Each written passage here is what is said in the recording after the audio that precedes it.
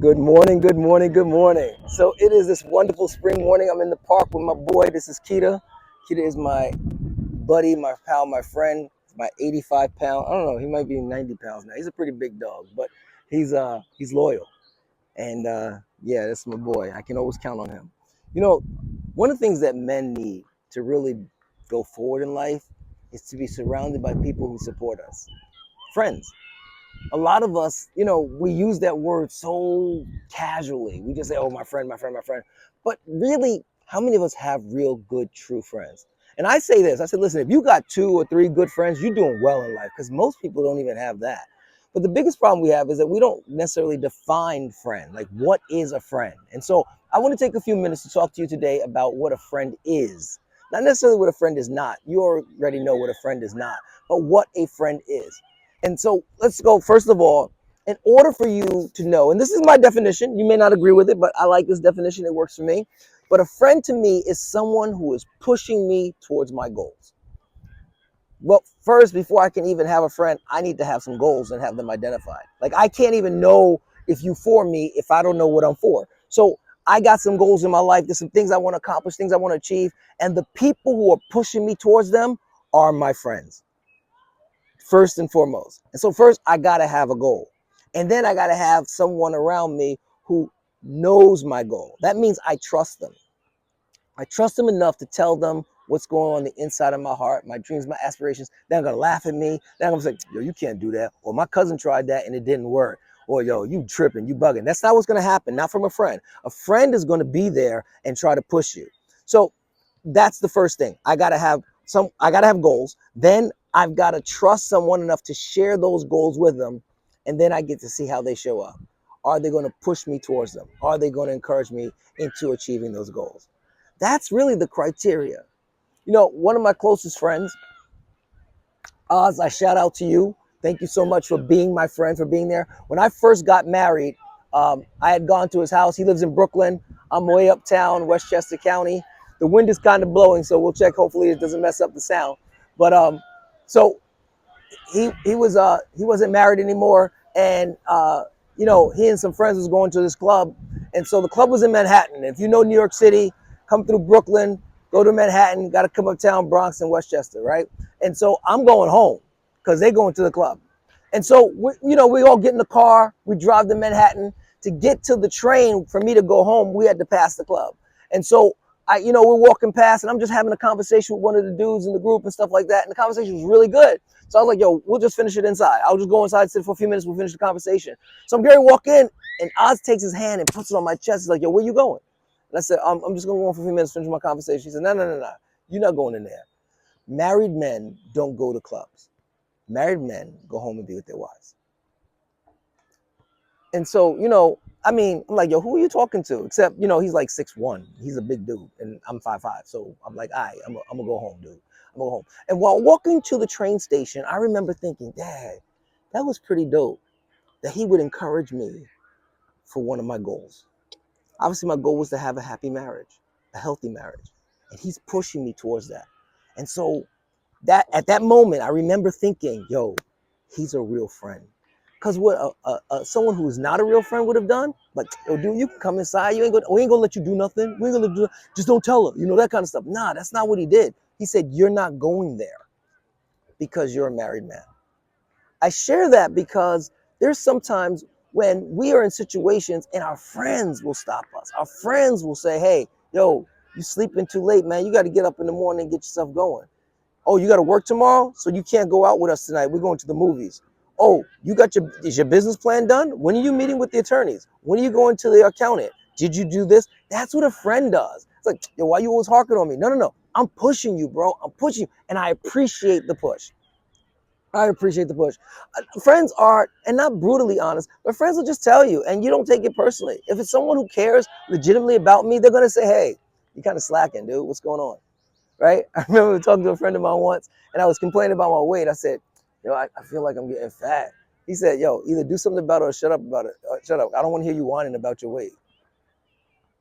Like, yo, who are you talking to like that? He said, you, bro. Listen, you can go to the gym and work out. You can stop eating like you eating or whatever. Or you can just have your body the way it is. Ain't nobody in this room caring about what your body look like. You care about what your body look like, so you do something about it. That's a friend.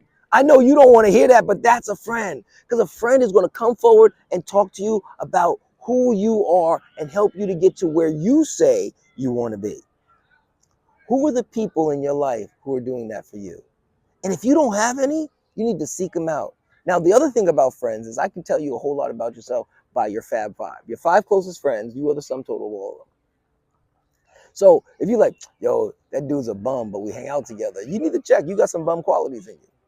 Well, that guy's a go-getter. I need to be around. Some study they just did that if you sit within, I forget how many feet, maybe like 12 feet of a high achiever, you take on high achiever mentality and activities. But if you sit within 12 feet of a low achiever, you take on low achiever activities. It's kind of weird. Like, wow, that happens? Yeah, because your environment matters. The people you surround yourself with matters. June 21st, I'm going to be flying to have lunch with one of my dearest friends. And she's calling her Fab Five. She said, listen, I want to have lunch at my house. So I'm having my Fab Five, my people that I confide in, the people that help steer me, the people who correct me, the people who I trust. I'm having lunch for all of you. Now, this is the caveat. She lives in North Carolina. I live in New York. Another one of us lives in Connecticut. Another one, I believe, in Arizona. One's in Virginia. We're from all over the country. But we're all going to get on a plane and fly to North Carolina to have lunch. Why? Because friendship matters. Because we value the relationship. And guess what? My flight comes in Saturday morning and flies out Saturday night. It is a quick turnaround. All of us are doing that. No one's spending the night. We're coming together for that reason. Like, oh, you a baller, you can do that. No, it's not about being a baller. I'm like, what's a plane ticket? Like $200? That's not a lot of money. But the point is that when you surround yourself with people who are going to build you up and strengthen you and encourage you, then it makes you get strengthened and built up and encouraged. I'm excited because I don't even know the other four, but I know what they've done for her. And just being in the room with them, woo, I'm about to blow up. I'm telling you right now. So this is the challenge for you this week. I want you to think about the people who are surrounding you. And if you're not surrounded by people who are pushing you towards your goals, who are motivating you towards your goals, those friends, I'm going to invite you to just find some new friends. That's right. Did you say drop them? I said drop them like a bad habit, because they are. Drop them like a bad. No, listen, be cordial. Just go about your business. Listen, if you continue to ascend to where you should be sitting, then those things are going to fall off because you don't have time for that nonsense. I say this all the time. We don't have time to just sit around and chill. People say, yo, did you see this movie? Did you see this on Netflix? No, I didn't, because I don't have time to be sitting around watching Netflix all day long. It's just not something I have time to do. I got time to do other things. Every once in a while, if a great movie comes out, I'll go see it. Like I went to see Sinners last week, right? Why? Because I've heard so many great things about it. Actually, I didn't hear a lot of great things about it before I went to see it, because I went to see it when it first came out. But I knew what was going on and I wanted to see it. So I went to see it. And I went to see it with someone who was a thinker, so we can have intense conversation afterwards. Not like, yo, that was a dope movie. But we began to talk about culture, about influence, about aspirations, and it motivated both of us to take our businesses to the next level. Those are the kind of people you want to surround yourself with. You say, well, I don't know any.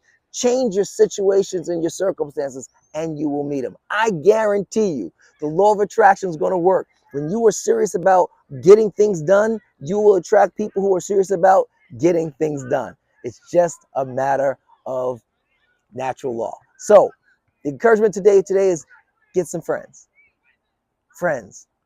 Not many people have them. Let's be friends.